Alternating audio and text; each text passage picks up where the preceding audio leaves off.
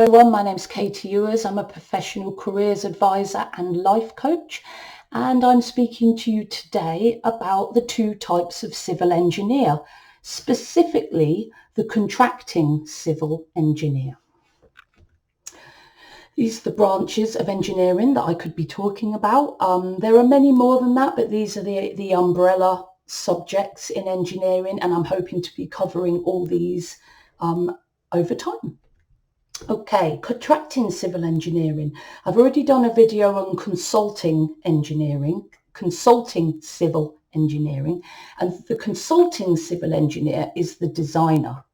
The contracting civil engineer is the one that takes the designs from the consulting engineer and turns it into reality, as I'm about to read here. So contracting civil engineers turn the designs, plans of consulting civil engineers into reality. They communicate with consulting engineers and oversee the actual construction on the ground. So they're more likely to be the ones that actually go to the construction site, but the consulting ones will too. But the contracting will spend more time there because they're the ones really changing the design into the reality in the built environment. So you organise human and material resources on site. So that's when you might want to cover up and wear all your protective equipment, health and safety first. You need a good understanding of design and construction processes.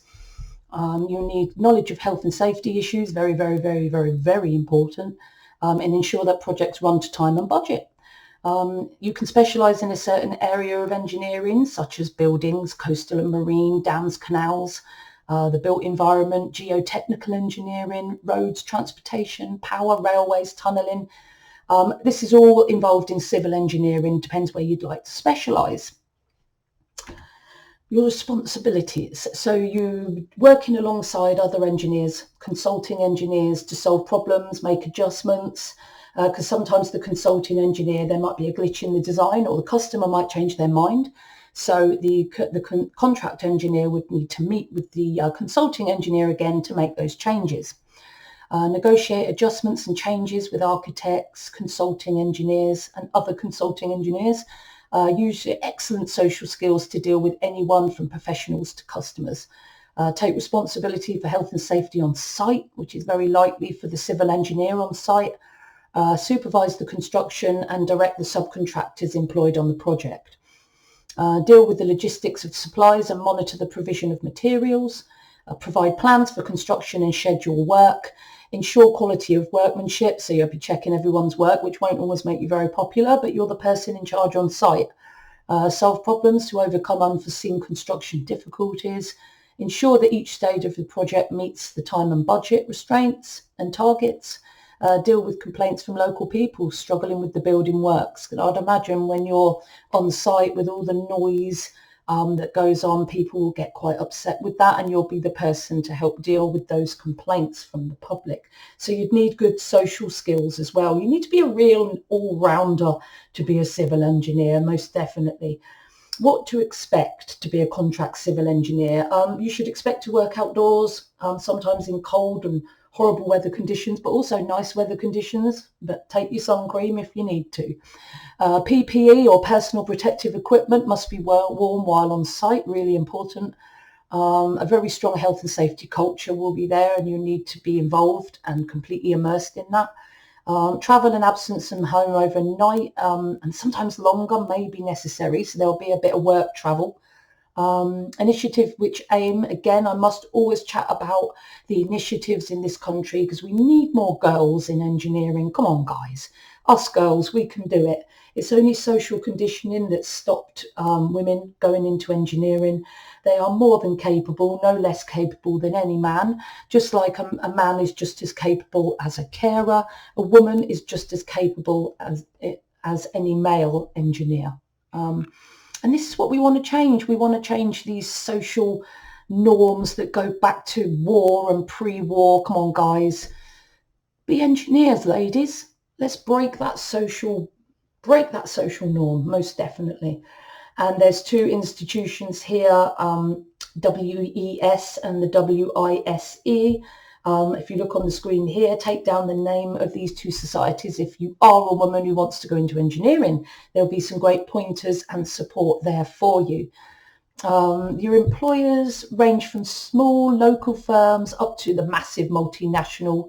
Some of the areas which may be involved are house construction, large public projects like airports, industrial and commercial properties, utilities like water and energy, railways, regeneration. So those are the employers that might work with you as a consulting civil engineer.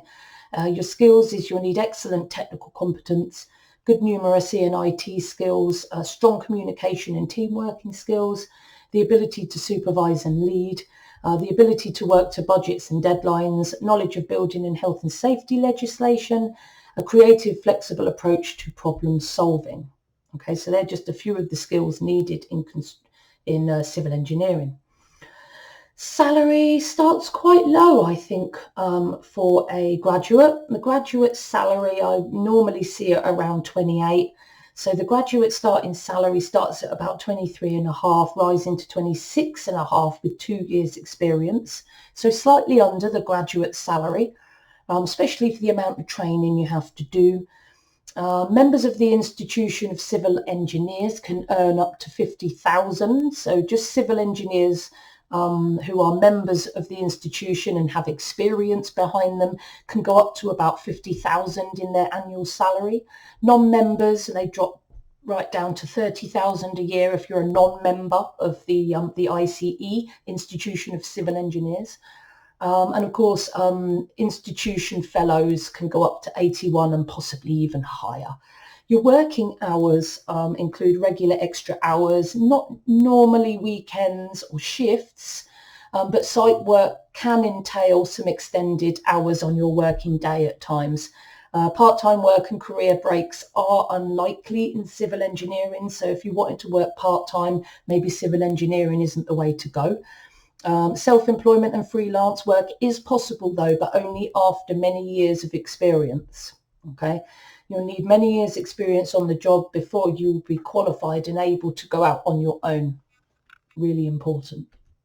Qualifications. So there's two routes in engineering. You can do A-levels to go to university, or you can go to college and do an engineering qualification to get into university. One is very theoretical, one is very sit down, listen and written exams, and the other is more practical and more hands-on, and that depends on how you would like to study.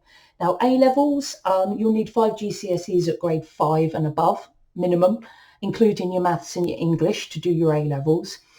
You'll need, some say 2, but I'm going to say 3 A-levels in your maths and your sciencey subjects. That would be most important A-levels for engineering, especially mathematics. If you were going to go to college and do the hands-on approach to engineering, the good thing about college, doing engineering at college, is you can start at a lower level if necessary.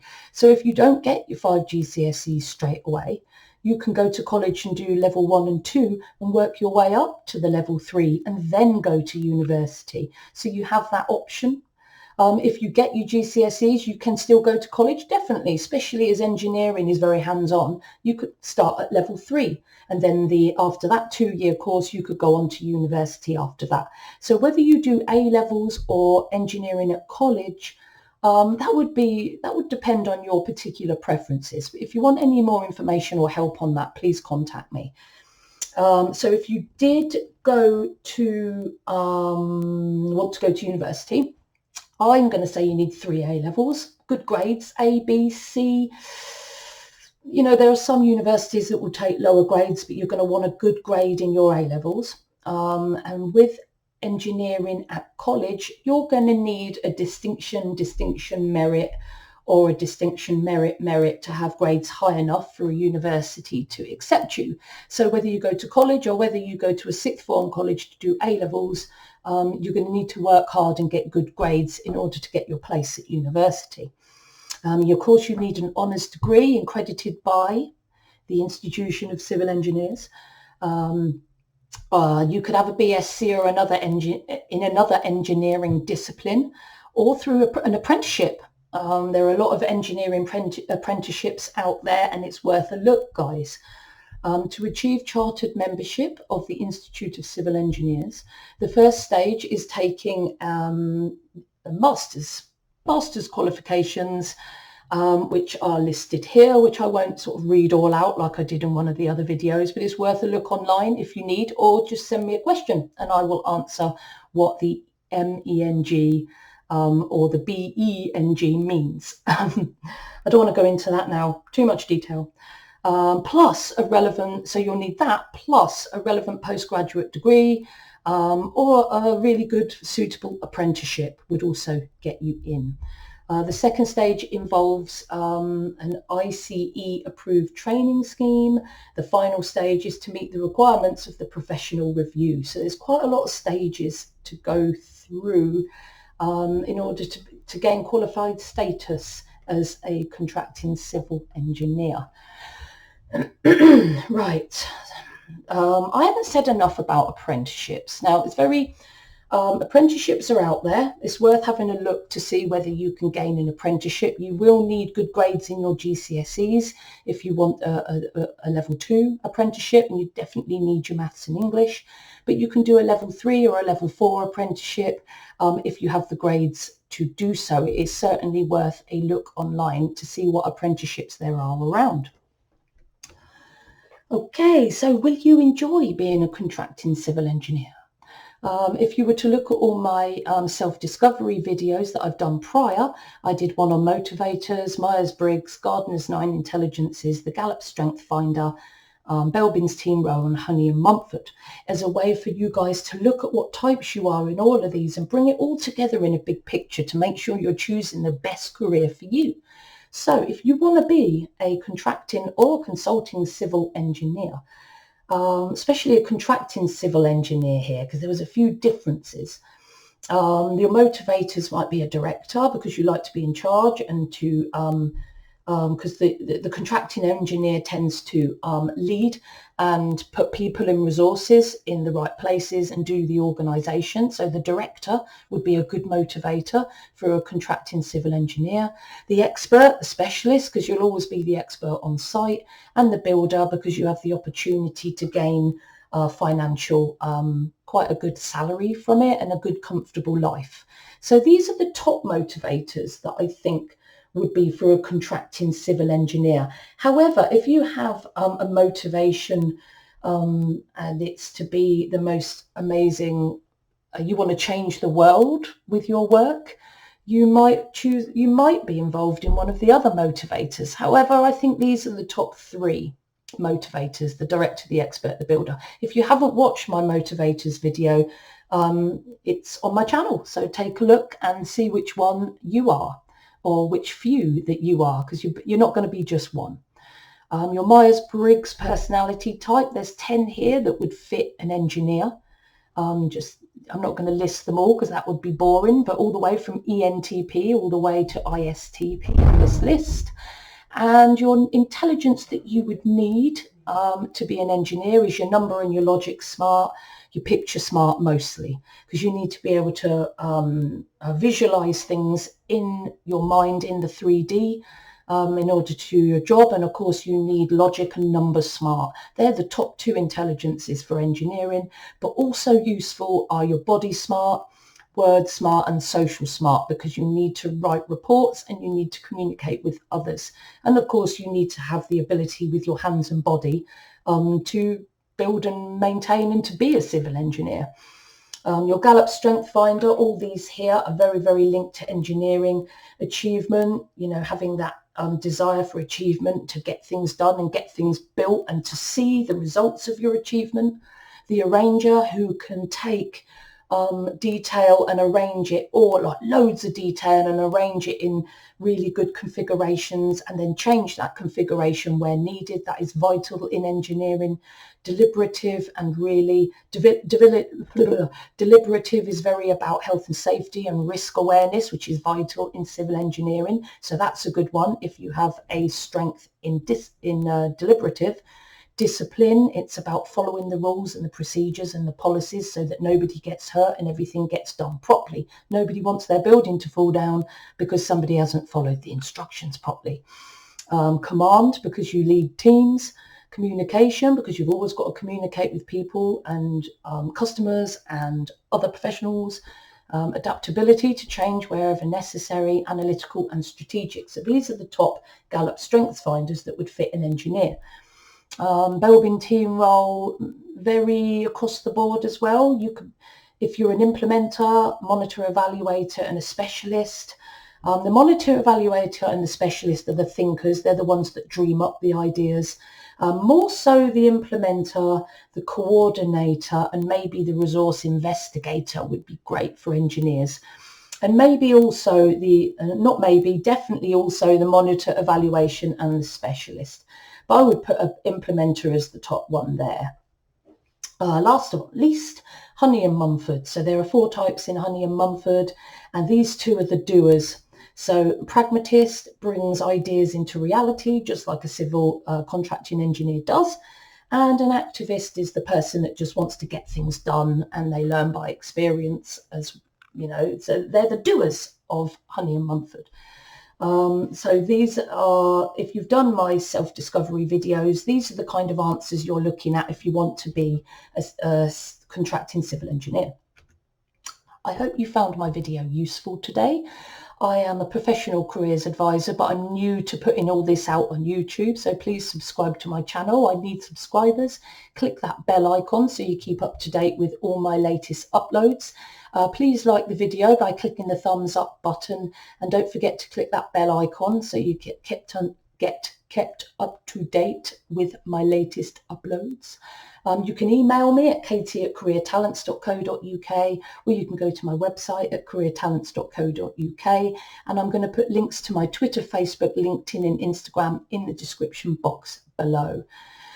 As ever, guys, you've got to trust yourself when you're looking for work. If the work needs to fit your talents, your personality, your motivations, and you're doing it for many years and it must fulfill you. So it's really important that you choose the right job for you. If there are any other jobs that I haven't posted yet that you'd really like some information on, please email me or leave me a comment in the description box, and I will endeavour to get you your one done. One of the first, you would be a request. So again, trust yourself when it comes to choosing your career. No one else but yourself. See you soon.